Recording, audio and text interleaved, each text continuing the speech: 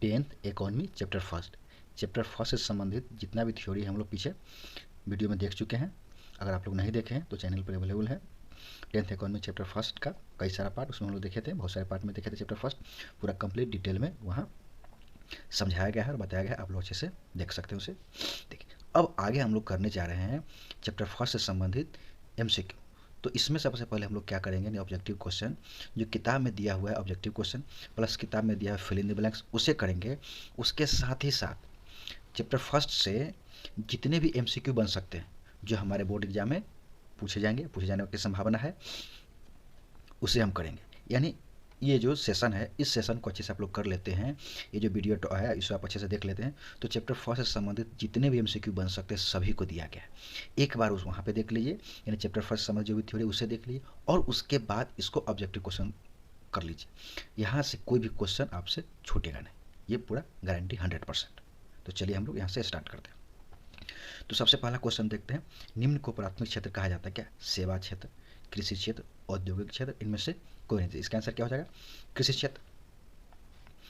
इनमें से कौन देश में मिश्रित अर्थव्यवस्था है? अमेरिका में, चीन में, भारत में, इनमें से कोई नहीं। तो क्या होगा? भारत में। हमें पीछे हम वीडियो में देखे थे जो भारत में कैसी खिचड़ी अर्थव्यवस्था है, यानी पूंजीवाद और क्या है, समाजवाद का मिश्रण है यहाँ पे। अब भारत में योजना आयोग का गठन कब किया गया था?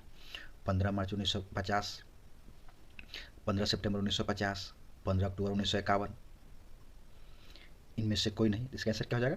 15 मार्च 1950। चलिए आगे देखते हैं, जिस देश का राष्ट्रीय आय अधिक होता है वह देश कहलाता है विकसित, अविकसित, अर्धविकसित, इनमें से कोई नहीं। तो क्या हो जाएगा?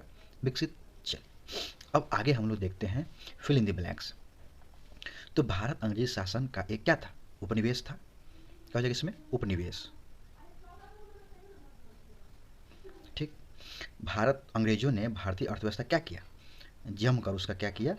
शोषण किया। ठीक।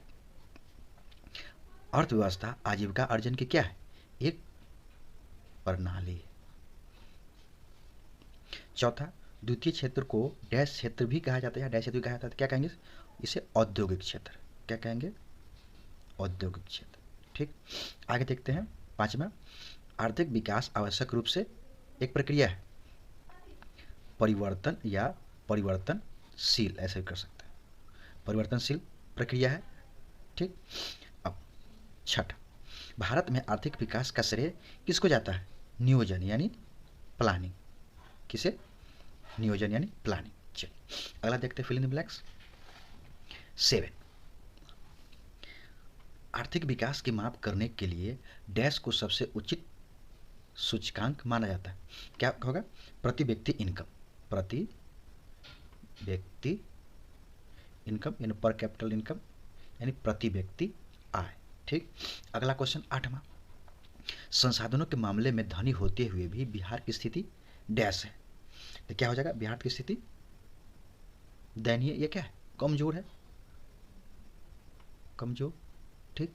अगला, बिहार में डैश ही जीवन का आधार है। तो क्या हो जाएगा? कृषि। ठीक। अब बिहार के विकास में डैश एक बड़ा बाधक है, तो बाढ़। देखते हैं हर साल कितना बाढ़ आता है।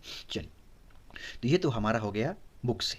अब हम लोग उस क्वेश्चन को करने जा रहे हैं जो चैप्टर फर्स्ट में जितना भी थ्योरी हम लोग पढ़े हैं उससे क्वेश्चन बन सकता है, उसको करेंगे। यानी एक सेशन यानी इस वीडियो को कर लेंगे तो इससे इस टॉपिक से बनने वाले जितने भी एमसीक्यू है सभी आपके सामने आ जाएगा। तो आप थ्योरी एक बार पढ़ लीजिए, उसके बाद इस वीडियो सेशन के बाद देख लीजिए क्वेश्चन आंसर को। तो इससे आपसे संबंधित फर्स्ट चैप्टर से संबंधित जो भी डाउट है सब क्लियर हो जाएगा और सारा क्वेश्चन आपको समझ में आ जाएगा। तो आगे आने वाले बोर्ड में किसी भी प्रकार से कितना भी क्वेश्चन कैसे भी घुमा करके चैप्टर फर्स्ट से क्वेश्चन पूछा जाए आप आसानी से सॉल्व कर सकते हैं। ठीक। चलिए तो हम लोग देखते हैं उसे। 15 तक हम लोग बुक में देख चुके थे, अब हम लोग को 16 से यहाँ देखना है। फूट डालो और राज करो की नीति किसने अपनाई थी? अकबर, पुर्तगाल, अंग्रेज, इनमें से कोई नहीं। तो क्या हो जाएगा इसका आंसर? ग, अंग्रेज। अगला 17, ब्रिटिश शासन के पूर्व भारतीय अर्थव्यवस्था थी व्यापार आधारित, कृषि आधारित, उद्योग आधारित, इनमें से कोई नहीं। तो क्या हो जाएगा? कृषि आधारित। चलिए 8वां, हमारी वे सभी क्रियाएं जिससे हमें आय प्राप्त होती है क्या कहलाती है? व्यापार, उद्योग, परिवहन, आर्थिक क्रिया। से क्या हो जाएगा? आर्थिक क्रिया। अब अगला देखिए 19 नंबर, अर्थव्यवस्था का अर्थ है किसी राष्ट्र के संपूर्ण व्यवहार से होता है जिसके आधार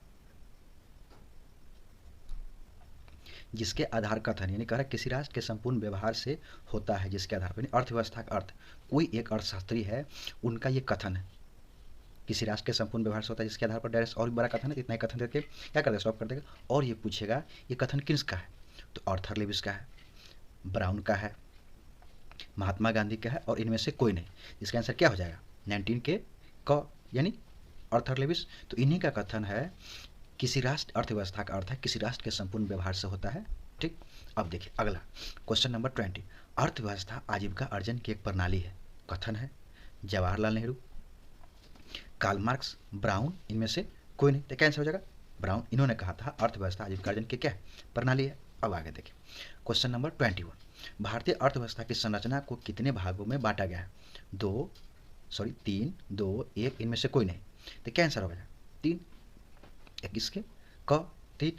अब इनमें से कौन सा प्राथमिक क्षेत्र में शामिल है, निर्माण, गैस एवं बिजली, वन, इनमें से कोई नहीं। आंसर क्या हो जाएगा वन। क्या प्राथमिक क्षेत्र में शामिल है, ये सभी द्वितीय है, ये सभी द्वितीय क्षेत्र में शामिल है, इनमें से कोई नहीं। आंसर क्या हो जाएगा, इसका आंसर हो जाएगा 22 के वन, यानी ग। चल आगे देखते हैं, यानी इस क्वेश्चन आंसर में अगर इस वीडियो को एक बार देख लेते हैं तो चैप्टर 4 से संबंधित जितने भी क्वेश्चन बन सकते हैं सभी क्वेश्चन दिया हुआ है। ठीक, अब 23, निम्न में से कौन सी, यानी कौन द्वितीय क्षेत्र में शामिल है या कौन सा द्वितीय क्षेत्र में शामिल है, ऐसा भी पूछ सकता है। तो क्या कहेंगे इसका, क पशुपालन, घ मछली पालन, ख मछली पालन, ग व्यापार और घ गैस एवं बिजली। तो गैस एवं बिजली किस में शामिल है, द्वितीय क्षेत्र में शामिल है, पशुपालन प्राथमिक है, मछली पालन प्राथमिक है, व्यापार क्या तृतीयक है। इसका आंसर क्या हो जाएगा गैस एवं बिजली। ठीक, अब अगला देखना हम लोग को 24, निम्न में से कौन तृतीयक क्षेत्र में शामिल है, व्यापार, निर्माण उद्योग, पशुपालन, इनमें से कोई नहीं। तो कौन हो जाएगा इसका आंसर व्यापार, 24 के क, यानी व्यापार। अब अगला है 5वां, परिवहन किस क्षेत्र में शामिल होता है, परिवहन किस क्षेत्र में शामिल होता है। तो क्या हो जाएगा प्राथमिक क्षेत्र, द्वितीय क्षेत्र, तृतीय क्षेत्र, इनमें से कोई नहीं। क्या आंसर होगा खुद बताएं आप लोग। तो साफ साफ आंसर आएगा तृतीय क्षेत्र। अब देखिए 6, सेवा क्षेत्र किस क्षेत्र को कहा जाता है, प्राथमिक क्षेत्र को, द्वितीय क्षेत्र को, तृतीय क्षेत्र को, इनमें से कोई नहीं। तो क्या हो इसका आंसर तृतीय क्षेत्र को, क्योंकि सेवा जो भी आता है सब तृतीय क्षेत्र में ही आता है। यानी इसमें क्या होता है सेवा करने वाले रोजगार उत्पन्न होता है। वर्तमान विश्व में कितने प्रकार की अर्थव्यवस्था पाई जाती है, 1, 2, 3, इनमें से कोई नहीं। इसका आंसर क्या हो जाएगा ग, यानी 3। अब देखिए 28 में हम लोग को देखना है उत्पादन के साधनों पर पूर्ण रूप से निजी स्वामित्व वाली अर्थव्यवस्था कहलाती है। यानी यहाँ देखना है पूर्ण रूप से क्या करने वाली, निजी स्वामित्व वाली साधनों अर्थव्यवस्था कहलाती है, समवादी अर्थव्यवस्था, पूंजीवादी अर्थव्यवस्था, मिश्रित अर्थव्यवस्था, इनमें से कोई नहीं। तो क्या आंसर हो जाएगा, क्या अगर पूर्ण रूप से तो क्या हो जाएगा पूंजीवादी अर्थव्यवस्था। अब आगे देखिए उत्पादन के साधनों का स्वामित्व एवं संचालन सरकार द्वारा किया जाए किस अर्थव्यवस्था का उदाहरण है। यानी उत्पादन के साधनों का क्या है स्वामित्व और संचालन जिस अर्थव्यवस्था में किए जाए वो कौन सी अर्थव्यवस्था कहलाती है, समाजवादी अर्थव्यवस्था, पूंजीवादी अर्थव्यवस्था, मिश्रित अर्थव्यवस्था, और इनमें से कोई नहीं। बताइए कौन से क्या आंसर होगा, इसका आंसर हो जाएगा समाजवादी अर्थव्यवस्था। तो कहीं ना कहीं आपके मन में भी सवाल आ सकता है, जो मिश्रित अर्थव्यवस्था में भी तो क्या होता है उत्पादन के साधनों का स्वामित्व और संचालन सरकार के द्वारा होता है। तो यहाँ पे सरकार के साथ साथ निजी व्यक्ति भी तो होता है, लेकिन यहाँ कार्य उत्पादन के साधनों का स्वामित्व और संचालन सरकार द्वारा ही होता है। इसमें ऐसा कर लीजिए, क्या कर लीजिए सिर्फ सरकार द्वारा होता है। तो क्या हो जाएगा समाजवादी, क्वेश्चन क्लियर हो जाएगा समाजवादी अर्थव्यवस्था। ठीक, अगला देखते हैं हम लोग क्वेश्चन नंबर 30 क्या हो जाएगा, क्यूबा में कौन सी अर्थव्यवस्था है, पूंजीवादी अर्थव्यवस्था, समाजवादी अर्थव्यवस्था, मिश्रित अर्थव्यवस्था, इनमें से कोई नहीं। तो क्या आंसर हो जाएगा समाजवादी अर्थव्यवस्था। चलिए ठीक, अगर देखते हैं मिश्रित अर्थव्यवस्था में उत्पादन के साधनों का स्वामित्व एवं संचालन होता है निजी व्यक्तियों के पास, सरकार के पास, ख है क ख दोनों, यानी मिश्रित अर्थव्यवस्था में किसके पास होता है निजी व्यक्तियों के पास भी होता है और सरकार के पास भी होता है। इसका आंसर क्या हो जाएगा दोनों, क ख दोनों। तो ग इसका आंसर हो जाएगा, यानी निजी व्यक्ति के पास भी होता है सरकार के पास भी होता है। तो इसका आंसर क्या हो जाएगा ग, यानी क ख दोनों होता है, इसका आंसर दोनों होगा। अब देखिए 32, भारत में कौन सी अर्थव्यवस्था है, पूंजीवादी अर्थव्यवस्था, मिश्रित अर्थव्यवस्था, समाजवादी अर्थव्यवस्था, इनमें से कोई नहीं। तो क्या है मिश्रित अर्थव्यवस्था, इसे हम क्या कहते हैं खिचड़ी अर्थव्यवस्था, यानी इसमें पूंजीवाद का भी मिश्रण है और समाजवादी अर्थव्यवस्था का मिश्रण है, पूंजीवादी अर्थव्यवस्था का मिश्रण है और समाजवादी अर्थव्यवस्था का भी मिश्रण है, यानी दोनों का मिश्रण हो गया किसमें मिश्रित अर्थव्यवस्था में। इसे कहते हैं हम लोग खिचड़ी अर्थव्यवस्था। देखा, और तीसरा है हमारा विकास की वह प्रक्रिया जिसमें वर्तमान की आवश्यकताएं बिना भावी पीढ़ी की क्षमता योग्यता से समझौता किए पूर्ति की जाती है। कथन है क्या है ब्रुटलैंड आयोग, योजना आयोग, कार्ल मार्क्स, इनमें से कोई नहीं। तो बताइए 33 का आंसर क्या होगा, ये हो जाएगा ब्रुटलैंड आयोग। तो ये क्वेश्चन थोड़ा सा टफ है, पूछे जाने की संभावना कम है, लेकिन क्या करना, पूछ भी ले तो किसी से नहीं बनेगा, लेकिन आप लोग क्या करेंगे, आसानी से बना लेंगे। ठीक, अब कह रहा है भारत में योजनाओं का गठन, तो हम लोग क्या कर चुके हैं, बुक में हम लोग पहले देख चुके हैं इसको। ठीक, आगे देखते हैं 35 है, योजना आयोग का अध्यक्ष होता है मुख्य न्यायाधीश, राष्ट्रपति, उपराष्ट्रपति, क्या कहेंगे, प्रधानमंत्री। तो कौन होता है अध्यक्ष, क्या होता है, प्रधानमंत्री होता है। ठीक, अब आगे देखते हैं 36, योजना आयोग के प्रथम अध्यक्ष कौन थे, याद थे, महात्मा गांधी, सरदार पटेल, जवाहरलाल नेहरू, इनमें से कोई नहीं थे। आंसर क्या हो जाएगा, सॉरी जवाहरलाल नेहरू। चलिए, अब है हमारा क्वेश्चन नंबर 37, भारत में प्रथम पंचवर्षीय योजना की अवधि क्या थी, 1950 से 55, 51 से 56, ग 52 से 57 और घ इनमें से कोई नहीं। बताइए फटाफट, इसका आंसर हो जाएगा 51 से 56। ठीक, अब अगला क्वेश्चन है, भारत में विकास का श्रेय दिया जाता है नियोजन को, प्रधानमंत्री को, राष्ट्रीय विकास परिषद को, इनमें से कोई नहीं। इसका आंसर क्या हो जाएगा, नियोजन, ग क। अब एनडीसी का पूर्ण रूप क्या होगा, यानी क्या होता है, national development council, national department council, native department council, इनमें से कोई नहीं। इसका आंसर क्या हो जाएगा, नेशनल डेवलपमेंट काउंसिल।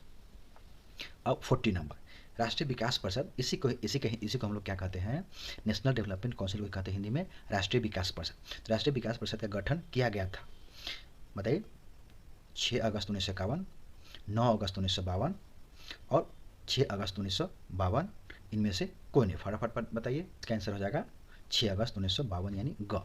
अब देखिए, सभी राज्यों के मुख्यमंत्री सदस्य होते हैं, कह रहा है सभी राज्यों के मुख्यमंत्री सदस्य होते हैं किसके, योजना आयोग के, राष्ट्रीय विकास परिषद के, क और ख दोनों के, इनमें से कोई नहीं। जैसे क्या हुआ, राष्ट्रीय विकास परिषद में जो भी सदस्य होता है, तो सभी राज्यों के मुख्यमंत्री राष्ट्रीय विकास परिषद क्या होता है, सदस्य होता है। ठीक, चलिए, अब अगला है 42, जब मुद्रा का विकास नहीं हुआ, इसको क्या कर लिए था, तब वस्तु से वस्तु का लेन देन कहलाता था। ठीक, क्वेश्चन मार्क, वस्तु विनिमय प्रणाली, वस्तु का प्रबंधन, क ख दोनों, इनमें से कोई नहीं। तो क्या हो जाएगा, वस्तु विनिमय प्रणाली, इसी को इंग्लिश में कहते हैं बार्टर सिस्टम। ठीक, क्लियर है। तो क्वेश्चन 42 के बाद हम लोग देखते हैं 43। चलिए 43 नंबर क्वेश्चन, तो 43 नंबर क्वेश्चन थोड़ा सा क्या करना है, ध्यान से देखना है। देखिए कैसे, वस्तु विनिमय प्रणाली के तुरंत बाद विकास हुआ था मुद्रा का, बैंक का, चेक का, उपरोक्त सभी। तो यहाँ से आपको लग सकता है एक नज़र में जो उपरोक्त सभी, क्योंकि वस्तु विनिमय प्रणाली के विकास हुआ उसके बाद ही सब क्या उसका विकास हुआ, मुद्रा का हुआ, बैंक का हुआ, चेक का हुआ, उपरोक्त सभी। तो कह रहा है वस्तु विनिमय प्रणाली के तुरंत बाद, वस्तु विनिमय प्रणाली क्या हुआ, उसका विकास हुआ, धीरे धीरे वो खत्म होने लगा, क्या हुआ, उसके बाद मुद्रा का विकास हुआ, उसके बाद बैंक का, चेक का, उपरोक्त सभी। तो कह रहा है तुरंत बाद, तो इसका आंसर क्या हो जाएगा, मुद्रा। ठीक, अब समझ में आया क्या होगा। अगला है, मुद्रा से वस्तुएं एवं सेवाओं के विनिमय कहलाता है वस्तु विनिमय प्रणाली, मौद्रिक प्रणाली, बैंकिंग प्रणाली, इनमें से कोई नहीं। इसका आंसर क्या हो जाएगा, मौद्रिक प्रणाली। नहीं, मुद्रा से वस्तुओं का लेन देन कहलाता है मौद्रिक प्रणाली, जो क्या हम लोग अभी वर्तमान में इसी दौर में है। अब बैंक के माध्यम से चेक द्वारा विनिमय की प्रक्रिया का संपादन कहलाता है। तो बैंक के माध्यम से क्या करते हैं, कुछ लोग क्या करते हैं, चेक से अपना सारा बिजनेस करते हैं। तो चेक से जो भी विनिमय किया जाता है, विनिमय क्या होता है, परिवर्तन, यानी जो व्यापार होता है उसे क्या कहते हैं, विनिमय। व्यापार को हिंदी में क्या कहते हैं, विनिमय, वही कहते हैं परिवर्तन। यानी हम मुद्रा दिए, उन्होंने क्या किया, 2 kg चीनी दे दिया। ठीक, ये हो गया विनिमय। तो बैंक के माध्यम से चेक के द्वारा विनिमय की प्रक्रिया का संपादन कहलाता है। यानी विनिमय की प्रक्रिया जो होता है उसे कहते हैं मौद्रिक प्रणाली, बैंकिंग प्रणाली, वस्तु विनिमय प्रणाली, इनमें से कोई नहीं। इसे क्या कहेंगे, बैंकिंग प्रणाली। यानी 45 का क्या हो जाएगा, ख। यानी एक बैंक के चेक से दूसरे बैंक के चेक से के माध्यम से हो रहा है, तो बैंक से हो रहा है। ठीक, तो क्या कहेंगे, इसे कहेंगे बैंकिंग प्रणाली। अब 46, एक संकेत के माध्यम से एक व्यक्ति के खाते से दूर स्थित दूसरे व्यक्ति के खाते में पैसा का हस्तांतरण यानी ट्रांसफर कहलाता है मौद्रिक प्रणाली, बैंकिंग प्रणाली, कोर बैंकिंग प्रणाली, इनमें से कोई नहीं। तो हम लोग पीछे थ्योरी पढ़े हैं चैप्टर फर्स्ट में, अच्छे समझे कोर बैंकिंग प्रणाली क्या होता है। वही बैंक प्रणाली, यानी वर्तमान में क्या है, सभी बैंक पता है हम लोग को आपस में एक तरह से क्या जुड़ा हुआ है, यानी यहाँ किसी बैंक के खाते में डालते हैं वहाँ पर चला जाता है, यानी सभी बैंक आपस में क्या जुड़ा हुआ है, उसे क्या कहते हैं, कोर बैंकिंग प्रणाली। तो इसका आंसर क्या हो जाएगा, कोर बैंकिंग प्रणाली। अब देखिए, अब कह रहा है एटीएम कार्ड होता है और एक एटीएम मशीन होता है। तो एटीएम कार्ड जो हमारे पास है उसे क्या कहते हैं, उसका सही नाम है डेबिट कार्ड, और एटीएम मशीन जहाँ पैसे निकालने आते हैं उसे क्या कहते हैं, उसे कहते हैं एटीएम मशीन। तो ही कह रहा है उस एटीएम का पूर्ण रूप क्या है, यानी एटीएम का फुल फॉर्म क्या है, तो ऑल टाइम मनी। तो आसानी से कोई व्यक्ति बोल सकता है ऑल टाइम मनी, लेकिन क्या ये गलत होता है। एटीएम का फुल फॉर्म इसका फुल फॉर्म होता है ऑटोमेटिक टेलर मशीन। ठीक, ऑल ट्रांसफर मनी, इनमें से कोई इसका आंसर हो जाएगा ऑटोमेटिक टेलर मशीन। ठीक, अब देखिए 48, बैंक द्वारा दिया गया एक प्लास्टिक कार्ड द्वारा खाताधारी अपनी खाता में जमा का ही उपयोग कर पाता है। ये कार्ड क्या कहलाता है? डेबिट कार्ड, क्रेडिट कार्ड, क ख दोनों, इनमें से कोई नहीं। इसका आंसर हो जाएगा डेबिट कार्ड, यानी वही जो एटीएम कार्ड हमें मिलता है उसका उपयोग हमारे अकाउंट में जितना पैसा जमा होता है उसी तक के कर सकते हैं। अकाउंट में पैसा खत्म, उसका उपयोग नहीं कर सकते। ठीक, तो ये कह रहे हैं हमारे खाता में जमा पैसे तक के उपयोग कर सकते हैं, किसके माध्यम से? डेबिट कार्ड के माध्यम से। ठीक, अब आगे हम लोग समझेंगे क्रेडिट कार्ड क्या होता है। डेबिट कार्ड और क्रेडिट कार्ड के बारे में हम लोग पीछे थ्योरी में अच्छे से समझ चुके हैं, लेकिन यहाँ भी देख लेते हैं। अगर आप लोग कोई व्यक्ति छूट गया है तो इकोनॉमी चैप्टर फर्स्ट का पूरा लेक्चर यानी पूरा वीडियो वहाँ पे क्या है, थ्योरी पार्ट पड़ा हुआ है, आप लोग जाकर आसानी से देख सकते हैं वहाँ पे। अब देखिए, किसी देश में एक वर्ष की अवधि में उत्पादित सभी वस्तु एवं सेवाओं के मौद्रिक मूल्य के योग को कहा जाता है। क राष्ट्रीय आय, ख प्रति व्यक्ति आय, उपभोक्ता आय, इनमें से कोई नहीं। तो इसका आंसर क्या हो जाएगा? राष्ट्रीय आय। अब देखिए 50, आर्थिक विकास की माप करने के लिए सबसे उचित सूचकांक माना जाता है। इसका क्या हो जाएगा? राष्ट्रीय आय, उपभोक्ता आय, प्रति व्यक्ति आय, इनमें से कोई नहीं। तो इसका आंसर क्या हो जाएगा? ग प्रति व्यक्ति आय। चलिए अगला है हम लोग क्या 51, प्रति और व्यक्ति अलग होगा, तो प्रति व्यक्ति आय देश में रहने वाले व्यक्तियों की डैश आय मानी जाती है, यानी उसको देश में रहने वाले व्यक्तियों की कुल आय मानी जाती है, औसत आय मानी जाती है। क ख दोनों, इनमें से कोई नहीं। तो क्या इसका हो जाएगा? औसत आय। ठीक, अब देखिए 52, राष्ट्रीय आय को कुल जनसंख्या से भाग देने पर जो भागफल आता है उसे डैश कहा जाता है, यानी राष्ट्रीय आय को कुल जनसंख्या से भाग देने पर जो भागफल आता है उसे डैश कहा जाता है। तो राष्ट्रीय आय, उपभोक्ता आय, प्रति व्यक्ति आय, इनमें से कोई नहीं। तो प्रति व्यक्ति आय, तो हम लोग वीडियो लेक्चर में इसको अच्छे डिटेल से पढ़ चुके हैं, यहाँ देख लेते हैं, नहीं देखे तो पीछे देख लीजिएगा। अब देखिए, मानव विकास सूचकांक निम्न में से किसके निर्देशन में तैयार किया गया था? बहुत बार पूछता है, जवाहरलाल नेहरू, कार्ल मार्क्स, महबूब उल हक, इनमें से कोई नहीं। आंसर क्या हो जाएगा? महबूब उल हक। अब देखिए क्वेश्चन नंबर 54 देखते हैं हम लोग। मानव विकास सूचकांक HDI के सूचक में शामिल है। ठीक, जीवन आशा, शिक्षा प्राप्ति, जीवन स्तर, उपरोक्त सभी। तो वही बोलेगा जो HDI में कौन कौन शामिल होता है, यानी HDI के मूल्य निकालते समय किसको पर को ध्यान दिया जाता है? तो ये जीवन आशा, शिक्षा प्राप्ति, जीवन स्तर और क्या हो जाएगा? उपरोक्त सभी। इसमें तीनों को शामिल किया जाता है HDI निकालते समय, यानी ह्यूमन डेवलपमेंट इंडेक्स निकालते हैं, यानी मानव विकास किस प्रकार से हुआ उसको ज्ञात करते समय। अब देखिए 55, मानव विकास की तर्ज पर भारत की पहली मानव विकास रिपोर्ट कब जारी की गई थी? यानी मानव विकास पूरे विश्व के मानव विकास की तर्ज पर अब जारी किया गया भारत की मानव विकास, यानी वही कह रहा है भारत में जो मानव विकास जारी किया गया था, मानव विकास का सूचना एकत्र किया गया था, उसके आधार पर इंडेक्स जारी किया गया था। तो वो इंडेक्स कब जारी किया, रिपोर्ट कब जारी किया गया? अप्रैल 1995, मार्च 2000, अप्रैल 2002। अब उपरोक्त सभी, इसको कर लीजिए, इनमें से कोई नहीं। तो क्या हो, इसका आंसर हो जाएगा अप्रैल 2002, यानी सबसे प्रथम यानी पहली बार भारत की मानव विकास रिपोर्ट कब जारी की गई? अप्रैल 2002 में। चलिए ठीक है, अगला देखते हैं 56, भारत का पहला मानव विकास रिपोर्ट निम्न में से किस प्रधानमंत्री द्वारा जारी किया गया था? जवाहरलाल नेहरू, मनमोहन सिंह, इंद्र कुमार गुजराल, अटल बिहारी वाजपेयी। तो लास्ट एग्जाम में जो भी एग्जाम हुआ है उसमें क्वेश्चन पूछा भी गया था, अटल बिहारी वाजपेयी इंपॉर्टेंट हो जाता है। अब बीमारू राज्य में शामिल है, तो इससे भी क्वेश्चन बहुत बार पूछा जाता है, वही कह रहा है। और बीमारू राज्य क्या है, बीमारू राज्य की गणना कैसे करते हैं हम लोग लेक्चर पार्ट में पीछे वीडियो में देख चुके हैं, टॉपिक में थ्योरी पार्ट में देखिए।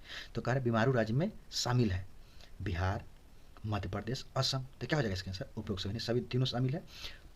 अगला देखिए, अब कह रहा है बीमारू राज्य में शामिल नहीं है, तो राजस्थान शामिल है, उत्तर प्रदेश शामिल है, झारखंड शामिल नहीं, इनमें से कोई नहीं। तो इसका आंसर क्या हो जाएगा? इनमें से कोई नहीं होगा, ये होगा ग झारखंड। देखिए अब कह रहा है बीमारू, तो बी ऐसे बन गया बिहार, एम से मध्य प्रदेश, ए से असम, आर से राजस्थान, यू से उत्तर प्रदेश। तो इसमें बीमारू में बिहार भी शामिल है, मध्य प्रदेश भी शामिल है, असम भी शामिल है, राजस्थान भी शामिल, उत्तर प्रदेश शामिल है। तो इन दोनों क्वेश्चन से ही क्लियर हो गया कि बीमारू राज्य में कौन शामिल है, बीमारू राज्य में कौन कौन शामिल है, कौन नहीं शामिल है। तो ये सब तीनों शामिल है, भी दोनों शामिल है, झारखंड नहीं शामिल है। तो यही पाँचों के अलावा 1 2 3 4 5 के अलावा जितने यही पाँचों राज्य क्या है इसमें शामिल है, बाकी शामिल नहीं है। ठीक, अब बीमारू राज्य की संकल्पना कैसे है उसे जाके आप देख सकते हैं वहाँ पे। अब देखिए बिहार के पिछड़ेपन के कारण में शामिल है, यानी बिहार के पिछड़ेपन के कारण क्या है। तो ये ज़्यादा पूछ लेते हैं आप किस चीज़ में, लॉन्ग क्वेश्चन में, लेकिन कहीं पूछ ले तो हम यहाँ से भी कर सकते हैं। तब आधारिक संरचना का अभाव, बिल्कुल सही। कृषि पर निर्भरता, वो भी सही। औद्योगिक पिछड़ापन, वो भी सही। यानी क्या है, बिहार के पिछड़ेपन के भी तीनों कारण है। तो इसका आंसर क्या हो जाएगा, उपरोक्त सभी। चलिए ठीक है, आगे देखते हैं क्वेश्चन नंबर 60। तो निम्न में से किस पूर्व राष्ट्रपति का कथन है बिहार के विकास के बिना भारत का विकास संभव नहीं है? ठीक, Atal Bihari Vajpayee, doctor Jawaharlal Nehru, Manmohan Singh, doctor APJ Abdul Kalam. इसका आंसर क्या हो जाएगा, डॉक्टर एपीजे अब्दुल कलाम। ठीक, बिल्कुल सही। अब कुछ गलत हो गया तो माफ कर दीजिएगा। बिहार के पिछड़ेपन को दूर करने के उपाय में शामिल है जनसंख्या पर नियंत्रण, यानी जनसंख्या पर नियंत्रण लगाएंगे तो क्या होगा, आबादी कम होगी। बाढ़ पर नियंत्रण, यानी बाढ़ को क्या करना, कम करना। आधारिक संरचना का विकास, यानी बेसिक इंफ्रास्ट्रक्चर है उसको क्या करना, विकास करने से बिजली, सड़क, पानी सब क्या करना, विकास करना। और उपरोक्त सभी, यानी सभी को जनसंख्या पर नियंत्रण लगाएंगे, बाढ़ पर नियंत्रण लगाएंगे, जो बेसिक स्ट्रक्चर है उसको सुधारेंगे तो क्या होगा, हमारा विकास, यानी बिहार क्या हो जाएगा, खुद ब खुद विकास की ओर बढ़ना स्टार्ट कर देगा। तो क्या होगा, ये करा पिछड़ेपन को दूर करने के उपाय। अब देख रहा है, देखिए 53, तो बिहार से झारखंड किस वर्ष अलग हुआ, यानी अलग हुआ तो ये भी लिख सकते हैं, नवंबर 2000, दिसंबर 2001, फरवरी 2002, इनमें से कोई नहीं। तो 62 का आंसर बताइए, इसका आंसर क्या हो जाएगा, नवंबर 2000। अब देखिए अगला है, किस अर्थशास्त्री ने कहा गरीबी कैंसर रोग की तरह है? बहुत इंपॉर्टेंट क्वेश्चन है, कभी भी पूछा जा सकता है लेकिन अभी तक नहीं पूछा। Kautilya, Arthur Lewis, Brown, Kuznets. तो इसका आंसर क्या हो जाएगा, कुजनेट्स। यानी इन्होंने बताया था गरीबी क्या है, एक कैंसर रोग की तरह। ठीक, अब देखिए, ऐसे उद्योग को कृषि उत्पाद जनित ऐसे उद्योग जो कृषि उत्पाद पर आश्रित होते हैं कहलाते हैं कृषि जनित उद्योग, व्यापार आधारित उद्योग, संचार आधारित, इनमें से कोई नहीं तो क्या हो जाएगा, कृषि आधारित उद्योग। अब देखिए लास्ट क्वेश्चन, नरेगा के अंतर्गत ग्रामीण मजदूरों को वर्ष में कितने दिनों तक रोजगार देने की व्यवस्था की गई है, 90 दिनों तक, 100 दिनों तक, 110 दिनों तक, 200 दिनों तक, क्या हो जाएगा इसका आंसर, 100 दिनों तक। ठीक, तो हमारा एमसीक्यू यहाँ से कंप्लीट हुआ चैप्टर फर्स्ट का। और आगे हम लोग देखेंगे किताब में जितना भी लघु उत्तरीय क्वेश्चन है और दीर्घ उत्तरीय क्वेश्चन, ठीक है वो है। और इसे एक बार देख लेते वीडियो को, तो चैप्टर फर्स्ट से संबंधित जितने भी एमसीक्यू बन सकते थे सब हम लोग ने यहाँ पे कर लिया। ठीक है, थैंक यू फॉर वॉचिंग।